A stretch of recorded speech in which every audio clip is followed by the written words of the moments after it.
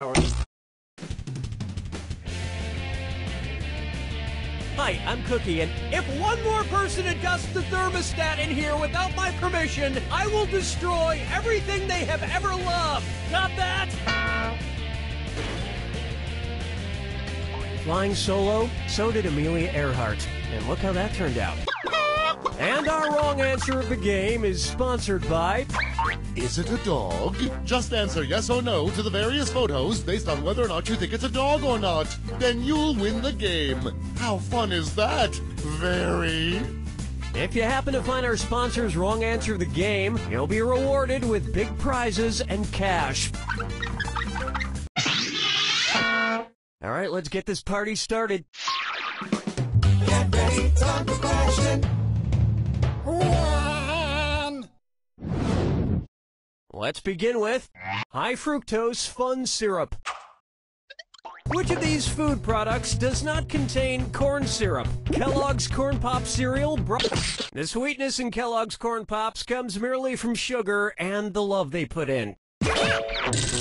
I like foods with as much corn as possible. That's why I'm pleased to announce my very own new product, Cookie Masterson's genetically modified corn-covered corn nubbins. Oh, I'm eating one now. Oh, the cream corn and corn nuts go so well together. Get some today. Oh, Mama, gonna tell you what I'm gonna do. Say it so.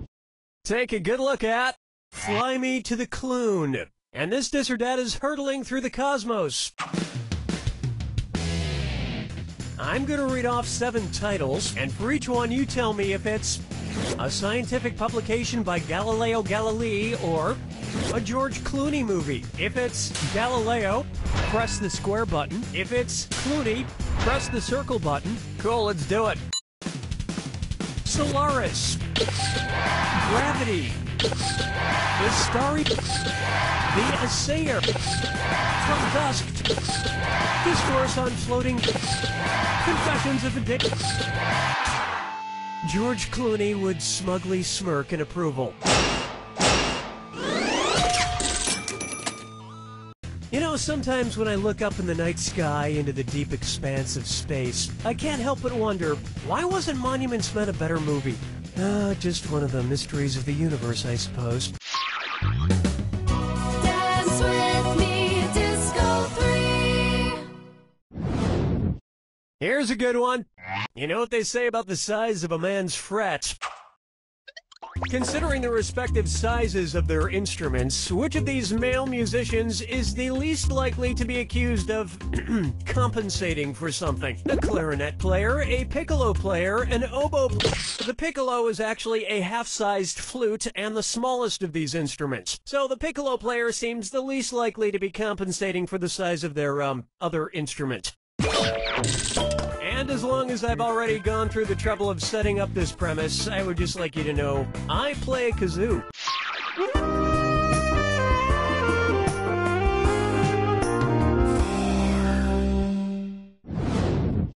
Here's one for you.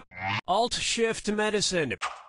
I've been getting into Eastern medicine lately because I hate taking lots of pills, but this is kind of weird. My specialist gave me a fortune cookie. Cookie, fortune, cookie, fortune, cookie, Masterson. Not that I'm complaining. I love cookies. Let's see what my fortune says. Prescription. 1 cookie AC. Now, weird. It's a prescription. I'm not great with medical abbreviations, though. When was I supposed to eat my cookie? First thing in the morning, before a meal, after a meal, or at bedtime? AC is a common medical abbreviation used on prescriptions and means before meal. Uh-oh, I already ate dinner today. That means I took this fortune cookie at the wrong time. I just hope there's no side effect. I think so far, doesn't make a difference after all. Do you smell burning plastic? 5 fingers. I call this one, Till the Closing Credits Do Us Part. If it followed the processional order of a traditional Christian wedding, what movie would probably have come out immediately after Bridesmaids, assuming the maid of honor is a bridesmaid? A raunchy comedy called Groomsmen? A gross-out comedy called Ring Bearer? A race? In a traditional Christian wedding, the bridesmaids come out, including the maid of honor, last. Then the ring bearer immediately follows, then the flower girl, then the bride. The best part of the Ring Bearer movie is when the ring bearer comes down the aisle and steps in a huge crap left by Melissa McCarthy. We've finished round 1, and you've got a decent score there. Don't screw it up. Don't forget, in round 2, all the cash is doubled.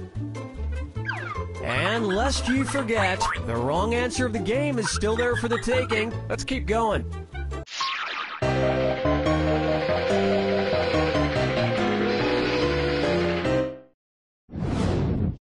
This one's called Animation Dumb-ination. Which member of the Griffin family from Family Guy most likely got a recent APGAR score? Stewie, Peter, Brian, or Meg? No, I'll get this. The APGAR scale is a detailed test used to assess the overall health of newborn babies, something that Stewie Griffin, a baby, experienced the most recently. And based on the shape of his head, he should have gotten an F-. No, APGAR scores are for humans, not dogs. But you know what is for humans? Is It a Dog? The Game! The newest, coolest party game from the people who brought you Which One is the Spoon and How Many Fingers Am I Holding Up? Today's wrong answer of the game is accompanied by an $8,000 cash bonus. Have at it. Question 7. Get up and shake your monkey bang. And now, keep your hellos to yourself. Which one of these pop stars is giving a polite Tibetan greeting? Miley Cyrus sticking out her tongue, Justin Bieber flipping the bird, Britney Spears flashing her crotch. In Tibet, some people stick out their tongue as a greeting to show you they don't have a black tongue. If they did, it would mean they are the reincarnation of a cruel 9th century king. Not that anyone would ever suspect Miley Cyrus of being the reincarnation of a cruel 9th century king. Everybody knows she's the reincarnation of Hannah Montana. Duh. Follow me down to the sea. May I introduce Trivia and Stuff. Where might the CEO of Linens and Things go to shop for the materials needed to make all the store's linen and things? Flax plants and things? Agave seeds and things? Sheep wool and things? Silkworms. Now, I think, and I would have to double check this, that they make silk. Next time, try this.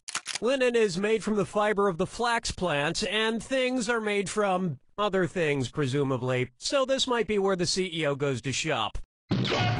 Although he would probably make somebody else do the shopping for him. I mean, this is a guy who is too lazy to finish spelling the word and.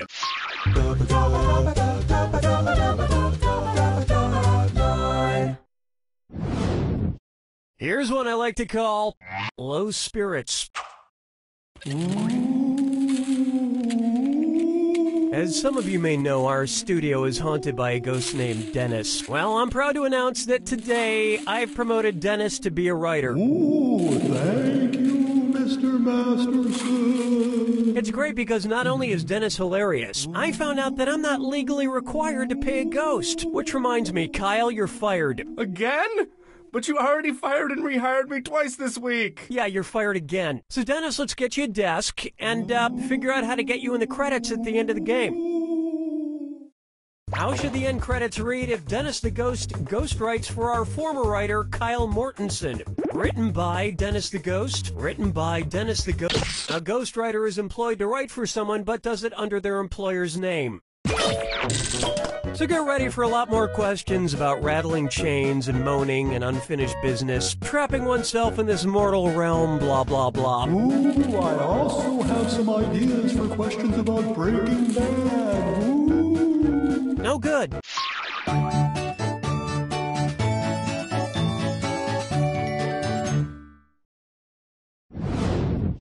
Say hello to Flash 'em if you got 'em.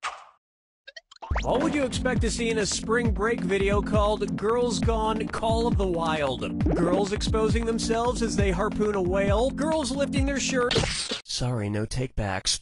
I so wanted you to pick this one. The novel Call of the Wild follows a sled dog and his owners during the Klondike Gold Rush. But there's no nudity in the actual book Call of the Wild unless you count the doodles I made in the margins.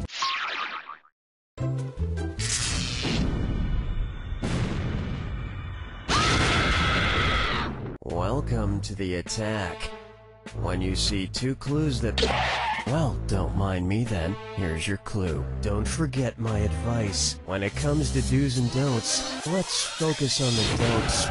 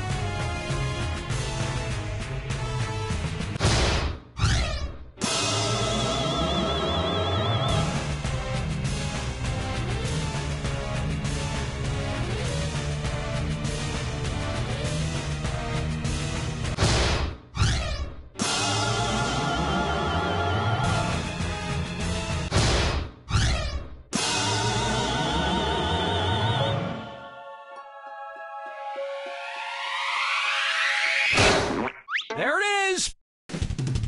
One piece of advice I never take is don't dip your pen in the company ink, if you know what I mean. And if you don't, the pen is your penis, and the company ink is this jar of company ink.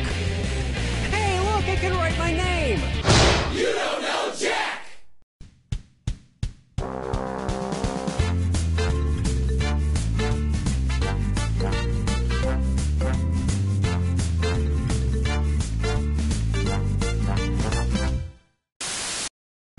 Hi, my name's Terry, and if you're gonna die...